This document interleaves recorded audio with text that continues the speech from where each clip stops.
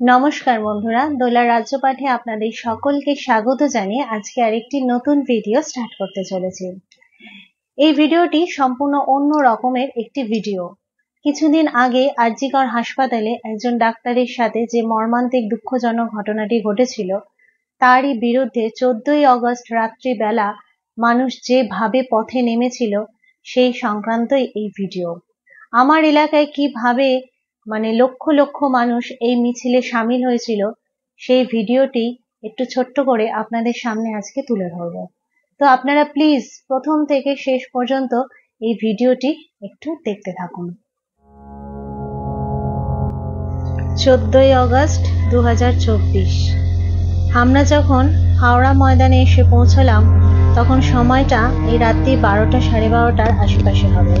এখানকার মিছিল তখন শেষ হয়ে গেছে, প্রত্যেকে যে যার ঘরে ফিরে গেছে, কিন্তু ওই সাধারণ মানুষের জ্বালিয়ে রাখা মোমবাতিগুলো কিন্তু এখনো দাউ দাউ করে জ্বলছে। কিছু কিছু মোমবাতি হয়তো নিভে গেছে, কিন্তু কিছু কিছু মোমবাতি এখনো কিন্তু জ্বলছে। ওই আরজিকরে হওয়া ঘটনার বিরুদ্ধে যে মোমবাতিগুলো সাধারণ মানুষ জ্বালিয়েছে, এগুলো যেন সারা জীবনের মতো একটা সাক্ষী হয়ে থেকে গেল।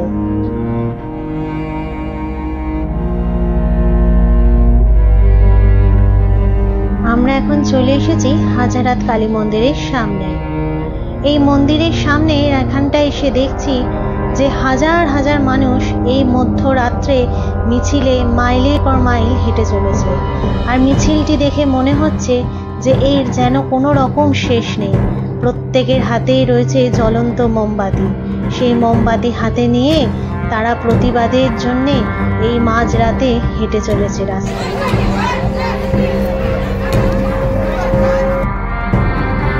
14ই অগস্টের এই রাত নারীদের দখলের রাত হলেও এই রাতে বহু পুরুষ মানুষও কিন্তু এই মিছিলে যোগদান করেছিল। আর এটা হওয়াটাই তো খুব স্বাভাবিক, তাই না বলুন?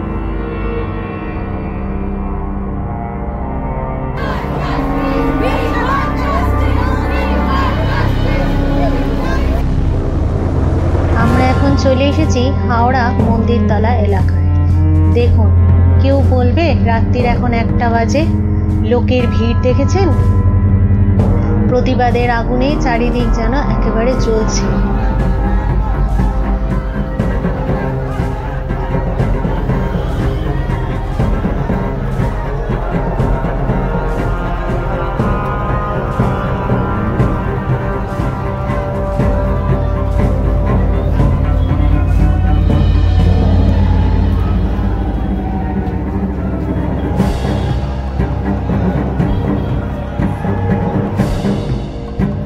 মন্দিরতলার এই পরিস্থিতি দেখে আপনারা বুঝতেই পারছেন যে কতখানি উত্তপ্ত হয়ে রয়েছে চারিদিক। যে কোনো মুহূর্তে যে কোনো রকমের উত্তেজনা ছড়িয়ে পড়তে পারে, আর সেই কারণে পুলিশ চারিদিক থেকে একদম ঘিরে রেখেছে। এছাড়াও বিভিন্ন নিউজ চ্যানেল থেকে এখানে এসেছে এটাকে কভার করার জন্য।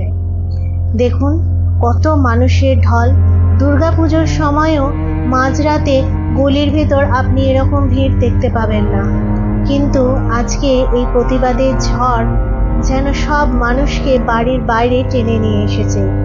কিভাবে মানুষ প্রতিবাদ জানাচ্ছে, বিক্ষোভ জানাচ্ছে, সত্যি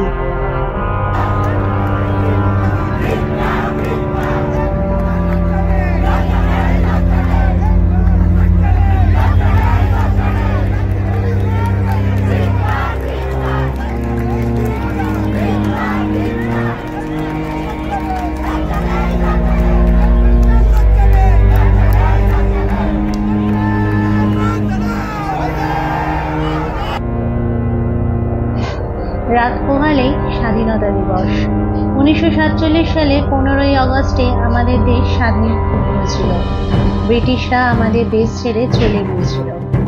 কিন্তু আজকে 2024 সাল, এই ঘটনা দেখার পর মনে হচ্ছে আদৌ কি আমাদের দেশে মেয়েরা স্বাধীন হতে পেরেছে? তারা কি আদৌ স্বাধীনতা পেয়েছে? এই যে পিছনে স্টেজটা করা আছে দেখছেন, যেখানে উঠে সবাই বিক্ষোভ দেখাচ্ছে, ওই স্টেজটি কিন্তু ওই স্বাধীনতা দিবস পালনের জন্যই করা হয়েছে। বিভিন্ন রকমের কর্মসূচি এই স্টেজের ওপর হবে বলে স্টেজটি করা হয়েছে। প্রতি বছরই হাওড়ার এই মন্দিরতলা এলাকায় একটা বিরাট বড় প্রোগ্রাম হয় এই ইন্ডিপেন্ডেন্স ডে উপলক্ষে, কিন্তু এবছরের পরিস্থিতিটা যেন মনে হচ্ছে একটু আলাদা রকমের। হ্যাঁ, অনুষ্ঠান হয়তো হবে ঠিকই, কিন্তু চারিদিকে একটা উত্তেজনাময় পরিবেশ এবং তারই মধ্যে যেন মিশে আছে বিষাদের সুর। সব মিলেমিশে কালকের ইন্ডিপেন্ডেন্স ডে কেমন হবে তা জানি না, কিন্তু আজকের এই রাত যেন ভীষণভাবে উত্তেজনায় একদম মেতে উঠেছে।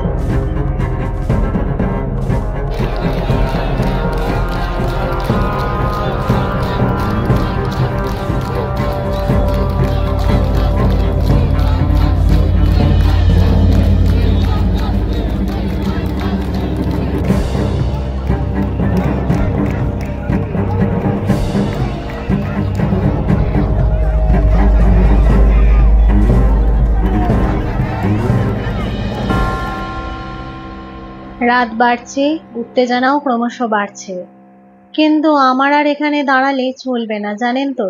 বাড়িতে দুটো ছোট ছোট বাচ্চাকে রেখে এসেছি তো, একে অনেকটাই রাত হয়ে গেছে, জানি না তারা আবার ঘরে কি করছে।